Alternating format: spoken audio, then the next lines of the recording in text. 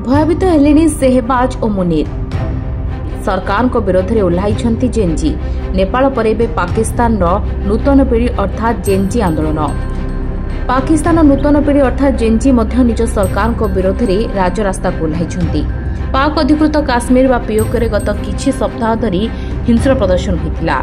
एबे पुणी थरे सेही विरोध रे निया देखिबा मिलछि। एथर एहार नेतृत्व नेउछंती जेनजी अर्थात छात्र वर्ग, जे कि शिक्षार सुधार नि आंदोलन आरंभ करछंती।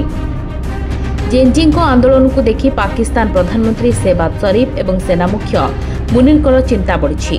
हाथरू शासन क्षमता चली जिबार भय अछंती। आरंभ में विरोध बढ़ुवा फी एवं मूल्यांकन प्रक्रिया विरोध में शांतिपूर्ण प्रदर्शन रूप में आरंभ होइतिला, किंतु एबे यह शहबाज शरीफ सरकार को विरोध में बड़ आंदोलन में परिवर्तन होइछि।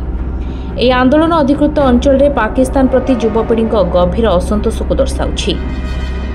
विरोध प्रदर्शन चलित मास आरंभ होइतिला, जहाँकि शांतिपूर्ण थिला, किंतु स्थिति सेतेबेले खराब होइतिला जेतेबेले अजଣା बंदूकधारी छात्रंकर एक ग्रुप उपरकू गुलीमार करथिला, जोंथरे जणे छात्र आहत होइछि। सोशल मीडिया रे भाइराल वीडियो रे देखि परिबे जे मुजफ्फरबाद रे जणे व्यक्ति प्रदर्शनकारी उपरे गुलीमार करुछि, जहा फल रे पूरा अंचल रे उत्तेजना देखिबा को मिलिछि। ए घटना पुलिस अधिकारी उपस्थिति रे घटिला। एहा परे आंदोलन को मिलिथिला टर्निंग पॉइंट। असंतुष्ट छात्र टायर जळिबा सह भंगारुजा करथिले।